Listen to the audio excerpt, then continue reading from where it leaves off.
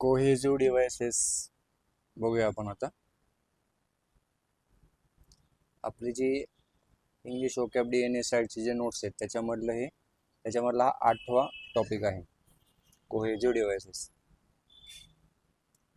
Cohesive devices म्हणजे काय असतं की वाक्यातील दोन भाग जोडणारे शब्द असतात. ते काय करतात, एकतर कॉन्ट्रास्ट दाखवतील दोन वाक्यामधला, किंवा ॲडिशन घालतील. एक वाक्य असेल त्याच्यामध्ये एक ॲडिशन करून दुसरं वाक्य जोडतील, किंवा सिक्वेन्ससाठी ते वापरले जातील, किंवा मग रिझल्ट म्हणून वापरले जातील. ठीक आहे. सो कोहेसिव्ह डिव्हाइसचा अर्थ असा आहे की बाबा ते वाक्यातील दोन भाग जोडणारे शब्द आहेत. आता इथं दिलेलं आहे की बाबा डॅश डॅश. प्रश्न असा होता की dash dash the problem is a significant one. तो तिथं ऑप्शन जे देतात त्याच्यामधलं उत्तर जे होतं ते दिले आपण डायरेक्ट नॉट विथस्टँडिंग. नॉट विथस्टँडिंगचा अर्थ काय होतो, असे असूनही the problem is significant one. म्हणजे जे काय असेल, तुम्ही म्हणता की अरे काय नाही एवढं, म्हणजे इझिली होऊ शकतात ह्या गोष्टी, आणि मग त्याच्या पुढं तुम्ही एक वाक्य असं लावता की असं असूनही प्रॉब्लेम सिग्निफिकंट होणे. प्रॉब्लेम काय असं काय साधं सुद्धा नाही, असं असूनही. हे आपलं कोहेसिव्ह डिव्हाइस आहे, नॉट विथस्टँडिंग. दुसरं एक एक्झाम्पल की बाबा व्हेअर ॲज, जेव्हा की किंवा दुसरीकडे, हा त्याचा अर्थ होतो. Winters are wet whereas summers are dry. आता बघा हे दोन वाक्य आहेत, विंटर्स आर वेट आणि समर्स आर ड्राय, पण त्याला मध्ये व्हेअर ॲजने जोडले. व्हेअर ॲज काय आहे, कोहेसिव्ह डिव्हाइस. कोहेसिव्ह डिव्हाइस काय असतं, वाक्यातील दोन भाग जोडणारे शब्द. हे तुमचं वाक्य आहे, त्याच्यातले हे दोन भाग आहेत, हा आणि हा, त्याला कशाने जोडले, व्हेअर ॲजने. व्हेअर ॲज दोन विरुद्ध परिस्थिती, ऑपोजिट सिच्युएशन दाखवण्यासाठी वापरतात. ऑपोजिट आहे, विंटर वेगळं आहे आणि समर वेगळं आहे, तर ते त्यांनी जोडलेलं आहे. Select the correct cohesive devices forest 2018. Dash dash people fear nuclear war dash dash they are concern. म्हणजे लोक आण्विक युद्धाला घाबरतात, आणि पुढं दे आर कन्सर्न, मग त्यांना काळजी वाटते, मता किंवा भीती वाटते. सो इथं काय येईल तुमचं, firstly people fear nuclear war, आणि मग सेकंडली दे आर कन्सर्न, हा ऑप्शन 1 आहे. आणि दुसरा ऑप्शन अजून एक बसतो की to begin with people fear nuclear war, secondly they are concern. So दोन्ही पण बरोबर आहेत. क्रम दर्शनासाठी फर्स्टली, टू बिगिन विथ हे शब्द वापरले जातात. मग हे कोहेसिव्ह डिव्हाइस झालं तुमचं, किंवा फर्स्टली आणि सेकंडली तर वापरलं तुम्ही. पुढं बघा, I die that France may live. म्हणजे मी मरेल पण फ्रान्स जिवंत राहायला पाहिजे. मरण्याचा उद्देश काय, तर फ्रान्स जिवंत राहावा. मग इथं काय तर तुमचं आय डाय दॅटचा जो उपयोग आहे, आपण जसं सो दॅट वापरतो, म्हणजे मी का युद्धामध्ये आहे, का मी का सैनिक म्हणून काम करतोय, कशासाठी, तर देशासाठी, म्हणजे जेणेकरून माझ्या देशाला काही प्रॉब्लेम झाला नाही पाहिजे. सो दॅट तिथं वापरलंय. आय डाय हे तुमचं आय डाय, आणि फ्रान्स मे लाईव्ह हे दोन भाग आहेत वाक्यातले, त्याला दॅटने जोडले. दॅट काय आपलं cohesive device.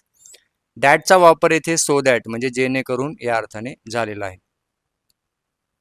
However, therefore, firstly, as a result of. आता दीज आर एक्झाम्पल्स ऑफ. आता हे जे however, therefore, firstly, as a result of, हे तुम्हाला प्रश्न असा विचारला होता एसटीआयला की बाबा हे कशाचे एक्झाम्पल्स आहेत, आणि ऑप्शन दिले ते ॲडजेक्टिव्ह आहे का, नाऊन आहे का, डिटरमायनर्स आहे का, कोहेसिव्ह डिव्हाइस आहे. तर त्याचं उत्तर आहे कोहेसिव्ह डिव्हाइसेस. हे जे आहेत तुमचे however, therefore, firstly, as a result, हे काय आहेत, कोहेसिव्ह डिव्हाइसेसचे उदाहरणे आहेत, जे की वाक्यातील दोन भागांना जोडतात. हे शब्द व्याकरणात कनेक्टर्स म्हणून कार्य करतात, म्हणजेच कोहेसिव्ह डिव्हाइसेस. आता हे दिलं की dash dash they fear the outbreak of nuclear war to begin with. Okay, to begin with they fear the outbreak of nuclear war, वाक्याची सुरुवात आहे, तर त्याच्यामुळे तर टू बिगिन विथ हे तुम्ही कोहेसिव्ह डिव्हाइस वापराल, टू बिगिन विथ. पॅरेग्राफच्या सुरुवातीला नेहमी इंट्रोडक्शन करणारे शब्द येतात, त्याचंच एक एक्झाम्पल असं की to begin with. Dash dash they are concern over pollution. Okay, आणि सेकंड पॉइंट म्हणजे आता हे ते जे वाक्य आहे त्या वाक्याच्या कंटेक्समध्ये त्याचं उत्तर येतं इथं सेकंडली. ओके, सेकंडली उत्तर येतं त्या वाक्याच्या कंटेक्समध्ये. सो दॅट इज सेकंडली, म्हणजे सुरुवातीला काहीतरी वाक्य स्टेटमेंटचा पहिला भाग दिलेला आहे आणि नंतर मग दुसरा भाग आहे. म्हणजे तिथं हे दिलं तर तुम्हाला फिल इन द ब्लँक, मग तिथं काय येईल सेकंडली. पुढं dash dash has been made in reducing poverty. Moreover, आणखी भर म्हणून. Dash dash has been made in reducing poverty. Moreover माहितीमध्ये ऍडिशन घालण्यासाठी वापरतात. आपण सुरुवातीला बघितलं होतं की काय काय काय वापरतात. आता कॉन्ट्रास्ट जर आहे, तुम्हाला विरोधाभास जर दाखवायचा तर काय वापरतात? Whereas, however, notwithstanding. Sequence जर दाखवायचा आहे तर मग firstly, secondly, to begin with हे शब्द वापरले जातात. रिझल्ट किंवा पर्पज दाखवायचा तर दॅट किंवा देअरफॉर हे शब्द वापरले जातात. कम्पॅरिझनसाठी सिमिलरली हे वापरले जातात. प्रोवर्ब्सचं बघा, म्हणी नो पेन नो गेन ते लिहितात ना पोरं जिमच्या टी शर्टवर. तो सेईंग अँड प्रोवर्ब्स म्हणजे पिढ्याने पिढ्या चालत आलेले अनुभव, म्हणजे आपल्या मराठीमध्ये म्हणी. The pot calling the kettle black. स्वतःचे दोष न दिसणे, दुसऱ्याचे दोष काढणे. The pot calling the kettle black. हे जे पॉट आहे हे केटलला म्हणते की भाई तू काळे, पण ऍक्च्युअली ते स्वतः पण तेच आहेत. To criticize someone for fault one also has. Fault one also has म्हणजे स्वतःला पण फॉल्ट आहेत स्वतःमध्ये पण, तरी दुसरा क्रिटिसाइज करतायत. So that is the pot calling the kettle black. नेहमी पॉट आणि केटलची जोडी असते. हे रूल दिले आपल्याला म्हणजे लक्षात ठेवण्यासाठी. भांड्यांची नावे लक्षात ठेवा. Remember the utensils. God wine needs no, मग इथं बश जो आलाय आपल्याला. Two are better than one heads. The game is not worth candle. God wine needs no bush. Okay, म्हणजे चांगल्या गोष्टीला जाहिरातीची गरज नसते. गुड वाईन, सॉरी मी गॉड वाचलं. Good wine needs no bush. चांगल्या गोष्टीला जाहिरातीची गरज नसते, ही म्हण आहे. Two dash dash are better than one, हे जे होतं टू डॅश डॅश म्हणजे काय? Two heads better than one. एकापेक्षा दोन डोकी बरी. आपण म्हणतो ना एकापेक्षा दोघ जण बरे. The game is not worth the candle म्हणजे खर्चापेक्षा जास्त. The game is not worth the candle म्हणजे खर्चापेक्षा चर्चा जास्त. खर्चापेक्षा चर्चा जास्त. काही गरज नाही ना याच्यावर चर्चा करायची. Do not put all your eggs in one basket. सगळी संपत्ती एकाच ठिकाणी गुंतवू नका. Don't risk everything on one venture. Look before you leap आणि बेटर सेफ दॅन सॉरी हे संबंधित प्रोवर्ब आहेत. आता आरसा बघा. Looks character looks.